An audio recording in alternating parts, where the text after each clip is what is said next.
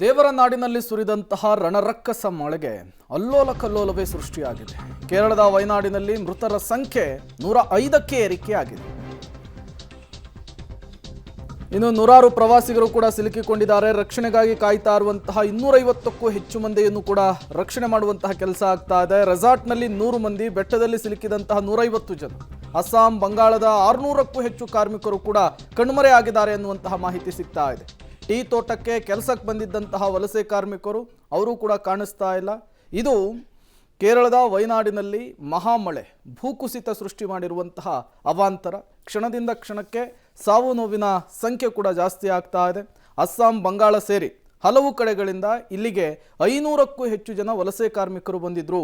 ಅವರು ಕೂಡ ಕಣ್ಮರೆಯಾಗಿದ್ದಾರೆ ಅನ್ನುವಂತಹ ವಿಚಾರ ಗೊತ್ತಾಗ್ತಾ ಇದೆ. ಕೇರಳದಲ್ಲಿ ಭೂಕುಸಿತದ ಭಾರೀ ದುರಂತವೇ ಸಂಭವಿಸಿದ್ದು ಈವರೆಗೂ 105ಕ್ಕೂ ಹೆಚ್ಚು ಮಂದಿ ಮೃತರಾಗಿದ್ದಾರೆ. ಹಲವರ ರಕ್ಷಣಾ ಕಾರ್ಯಾಚರಣೆ ಭರದಿಂದ ಸಾಗ್ತಾ ಇದೆ. ಈ ಮಧ್ಯೆ ಕರ್ನಾಟಕ ಕೇರಳ ಗಡಿ ಹೆದ್ದಾರಿ ಯಾವುದೇ ಕ್ಷಣದಲ್ಲಿ ಬಂದ್ ಆಗುವಂತಹ ಲಕ್ಷಣಗಳು ಕಾಣಿಸ್ತಾ ಇದೆ. ಕೇರಳದಲ್ಲಿ ಮಳೆ ಆಗ್ತಾ ಇದೆ. ಬಂಡೀಪುರ ಅರಣ್ಯ ಪ್ರದೇಶಕ್ಕೂ ಕೂಡ ಭಾರೀ ನೀರು ನುಗ್ಗಿದೆ. ಬಂಡೀಪುರ ಅರಣ್ಯ ಪ್ರದೇಶದ ಮುತ್ತುಂಗ ಬಳಿ ಹೆದ್ದಾರಿಯಲ್ಲಿ ನೀರು ನಿಂತಿರೋದ್ರಿಂದ ಈ ನೀರಿನ ಮಧ್ಯೆಯೇ ವಾಹನ ಸಂಚಾರವೂ ಕೂಡ ಆಗ್ತಾ ಇದೆ. ಮತ್ತಷ್ಟು ನೀರು ಹರಿದ್ರೆ ರಸ್ತೆ ಸಂಪರ್ಕವೇ ಕಡಿತ ಆಗಬಹುದಾದಂತಹ ಸಾಧ್ಯತೆ ಕೂಡ ಇದೆ. ಕರ್ನಾಟಕ ಕೇರಳ ಗಡಿ ಭಾಗದಲ್ಲಿ ಪಬ್ಲಿಕ್ ಟಿವಿ ಸಾಕ್ಷಾತ್ ವರದಿಯನ್ನು ಕೂಡ ಕಲೆ ಹಾಕಿದೆ.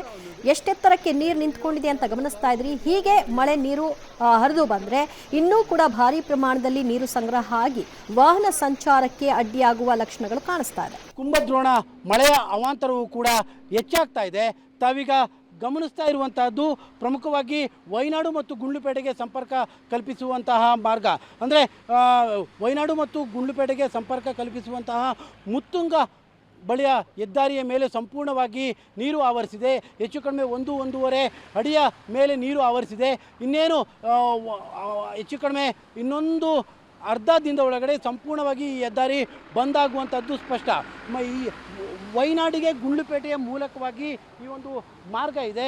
ಬಂಡೀಪುರದ ಅರಣ್ಯ ಪ್ರದೇಶದ ಒಳಭಾಗದ ಈ ಭಾಗದಲ್ಲಿ ಸಂಪೂರ್ಣವಾಗಿ ಏನು ರಾಷ್ಟ್ರೀಯ ಹೆದ್ದಾರಿಯ ಮೇಲೇ ನೀರು ಬಂದಿರುವಂಥದ್ದು. ಹೆಚ್ಚು ಕಡಿಮೆ 1-1.5 ಅಡಿ ನೀರು ಬಂದಿದೆ. ನೀವೀಗ ಗಮನಿಸ್ತಾ ಇದ್ದೀರಿ. ಇದರ ನಡುವೆಯೇ ವಾಹನಗಳ ಸಂಚಾರ ಈಗ ನಡೀತಾ ಇದೆ. ಇದು ಮುತ್ತುಂಗ ಬಳಿ ಇರುವಂತಹ ಹೆದ್ದಾರಿ. ಮತ್ತಷ್ಟು ಮಳೆ ಹೆಚ್ಚಾದರೆ ಸಂಪೂರ್ಣವಾಗಿ ಈ ರಸ್ತೆ ಬಂದಾಗುತ್ತೆ. ಅಲ್ಲಿಗೆ ಗುಂಡ್ಲುಪೇಟೆ ಭಾಗದಿಂದ ವಯನಾಡಿಗೆ ಸಂಪರ್ಕ ಕಲ್ಪಿಸುವಂತಹ ಮಾರ್ಗ ಸಂಪೂರ್ಣವಾಗಿ ಬಂದಾಗುವಂಥ ಸಾಧ್ಯತೆಗಳಿದ್ದಾವೆ. ತಾವೀಗ ಗಮನಿಸ್ತಾ ಇದ್ದೀರಿ. 1-1.5 ಅಡಿ ಮೇಲೆ ರಾಷ್ಟ್ರೀಯ ಹೆದ್ದಾರಿಯ ಮೇಲೆ ನೀರು ಬಂದಿದೆ. ಹೀಗಾಗಿ ಸದ್ಯಕ್ಕೆ ಭಾರಿ ಪ್ರಮಾಣದ ವಾಹನಗಳು ಮಾತ್ರ ಇದರ ಮೇಲೆ ಸಂಚಾರವನ್ನು ಮಾಡ್ತಾ ಇದ್ದಾವೆ. ಒಂದು ವೇಳೆ ಮಳೆ ಪ್ರಮಾಣ ಇನ್ನೂ ಕೂಡ ಹೆಚ್ಚಾದರೆ ನಿಶ್ಚಿತವಾಗಲೂ ಕೂಡ ಈ ಒಂದು ಸಂಪರ್ಕವೇ ಬಂದಾಗುತ್ತೆ. ನಾವೀಗ ನಿಂತಿರುವಂಥದ್ದು ಕೇರಳದ ಭಾಗದಲ್ಲಿ. ಗುಂಡ್ಲುಪೇಟೆ ಭಾಗದಿಂದ ಈ ಕಡೆ ಭಾಗಕ್ಕೆ ಅಂದರೆ ಕೇರಳದ ವಯನಾಡು ಭಾಗಕ್ಕೆ ಸಂಪರ್ಕ ಕಲ್ಪಿಸುವಂತಹ ರಸ್ತೆ ಇದು. ಪ್ರತಿ ನಿಮಿಷಕ್ಕೂ ಅತಿ ಹೆಚ್ಚಿನ ಸಂಖ್ಯೆಯ ವಾಹನಗಳು ಕೂಡ ಇಲ್ಲಿ ಬರ್ತವೆ. ಯಾಕಂದರೆ ಗುಂಡ್ಲುಪೇಟೆ ಭಾಗದಿಂದ ವಯನಾಡಿಗೆ ಹೋಗೋದಕ್ಕೆ ಇರುವಂಥ ಪ್ರಮುಖವಾದಂಥ ರಾಷ್ಟ್ರೀಯ ಹೆದ್ದಾರಿ ಇದೊಂದೇ. ನೀವೀಗ ದೂರದಲ್ಲೂ ಕೂಡ ಗಮನಿಸ್ತಾ ಇದ್ದೀರಿ. ಎಷ್ಟರ ಮಟ್ಟಿಗೆ ಕಾರುಗಳು ಈಗಾಗಲೇ ಮುಕ್ಕಾಲು ಪ್ರಮಾಣದಷ್ಟು ಮುಳುಗಡೆ ಆಗ್ತಾ ಇದ್ದಾವೆ. ಹೆಚ್ಚು ಕಡಿಮೆ 1-1.5 ಅಡಿ ಮೇಲೆ ನೀರಿದೆ. ಸದ್ಯಕ್ಕೆ ಈ ವಾಹನಗಳನ್ನು ಏನೋ ನಿಧಾನವಾಗಿ ಹೋಗಿ ಅನ್ನುವಂಥ ಸೂಚನೆಗಳನ್ನು ಕೂಡ ತಿಳಿಸ್ತಾ ಇದ್ದಾರೆ. ಆದರೂ ಕೂಡ ಕುಂಭದ್ರೋಣ ಮಳೆ ನಿಲ್ಲುವಂಥ ಯಾವ ಲಕ್ಷಣಗಳು ಸದ್ಯಕ್ಕೆ ಕಾಣ್ತಾ ಇಲ್ಲ. ಹಾಗಾಗಿ ಯಾವ ಹೊತ್ತಿನಲ್ಲಾದರೂ ಈ ಒಂದು ರಾಷ್ಟ್ರೀಯ ಹೆದ್ದಾರಿ ಬಂದಾಗುವಂಥದ್ದು ನಿಶ್ಚಿತವಾಗಿದೆ.